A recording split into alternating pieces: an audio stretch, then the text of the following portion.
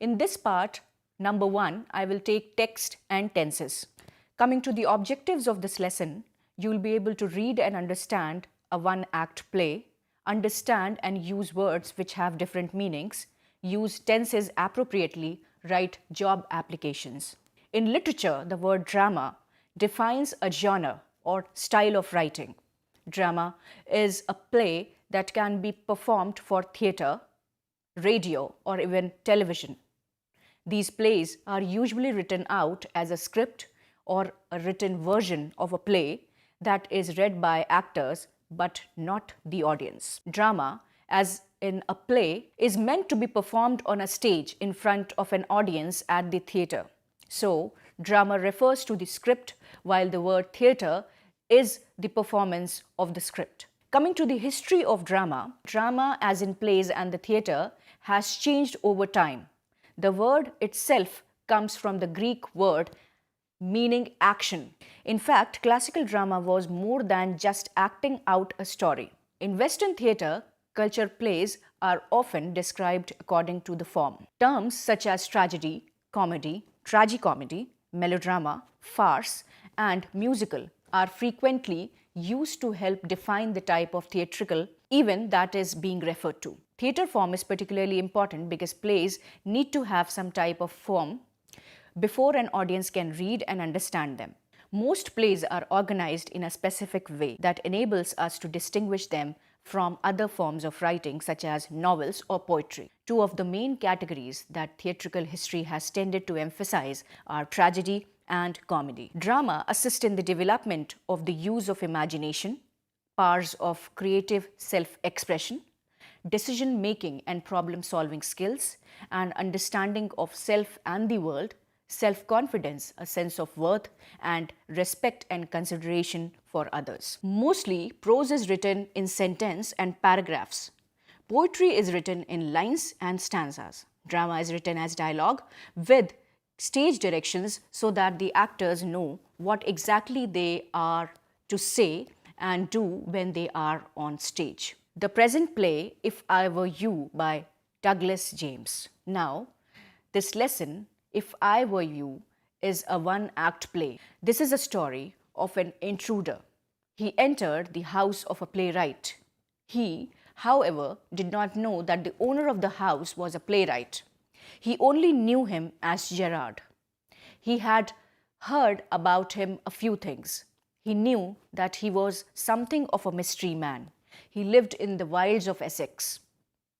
Gerard gave his orders on phone and never met the tradesmen. Gerard is a cultured playwright. He lives in a small cottage. He does meet many people. He is to go out soon, but before he does so, an intruder enters his cottage. He has a gun in his hand. He bumps accidentally against the table. Gerard welcomes him with confidence. The intruder asks many questions to Gerard. He answers his questions with wit, irony, and humor. The intruder wanted to murder him and live as Gerard because he looked like him. Gerard at once understood everything. He told the intruder that he was also a murderer. Therefore, the police were after him. Gerard explained that unfortunately one of his men had been caught. He was expecting trouble that night. He then made the intruder understand that it was good for him if he went with him. He also told him that if it was a frame, he could shoot him in the car. The intruder agreed, but when he was about to cross the door, Gerard pushed him into the nearby cupboard. He then slammed it. Thereafter, he telephoned the police for his arrest. Learners, key points of this lesson. The intruder entered the house of a playwright. He only knew him as Gerard. He had heard about him a few things. The intruder was a criminal. He decided to kill Gerard and live himself as Gerard. So he broke into the cottage of Gerard one day. The intruder threatened Gerard with his revolver. He asked him to answer his questions. Then he told him that he intended to kill him and then live in his house as Gerard. He told the intruder that he was also a criminal and a murderer. in case he killed Gerard, he was sure to be hanged. They would hang him, if not as himself, then as Gerard. Gerard asked him to hurry and ran with him in his car to a safer place. Learners, try to read the play given in the book and then try to understand what's the story exactly about. Coming to the vocabulary from the text, there is a word horn-rimmed, which means frames made of horn. Flashily means in a showy manner. Melodramas mean sensational dramas. Pantomime means use of movement and expression to communicate something without using words. Lounge means sitting room. Coming to vocabulary enrichment, learners, one word can have more than one meaning. For example, the president placed a wreath on the grave of the unknown soldier. Grave over here means a place where someone is buried. Number 2, with a grave look, Mr. Birla told his employee, "You must never whistle while working." Over here, grave means serious. Learners, now select the correct meaning of the underlined words and write them against the sentence.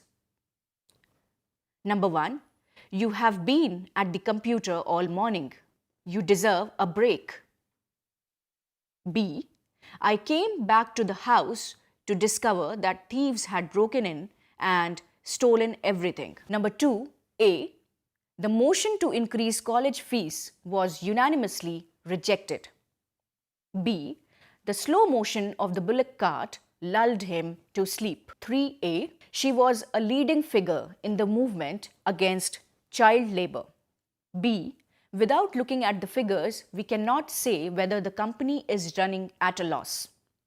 4A, the audience burst into wild applause. B, lions that have been living in the wild usually do not thrive in zoos.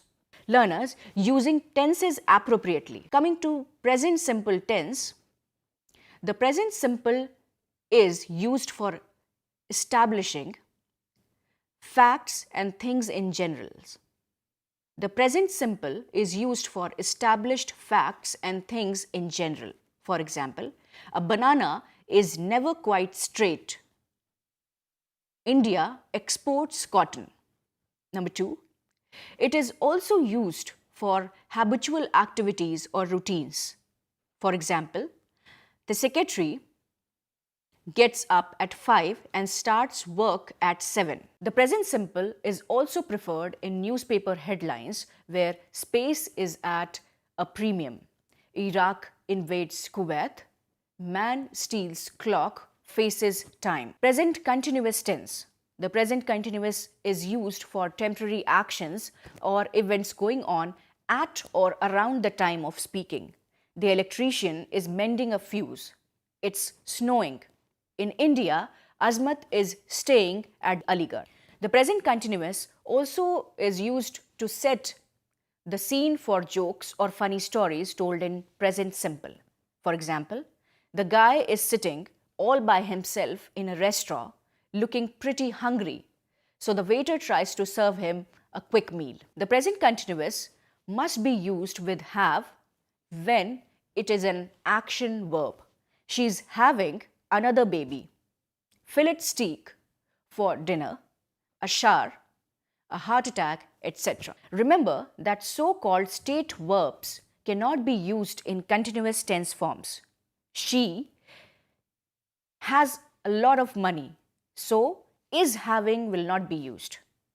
She knows how to fly a plane. Is knowing will not be used.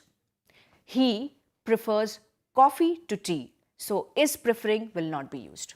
So learners, I end this first part of the lesson including the text and discussion on some tenses. The remaining part will complete the tenses section and put a light on another section, writing job application. So best of luck and thanks.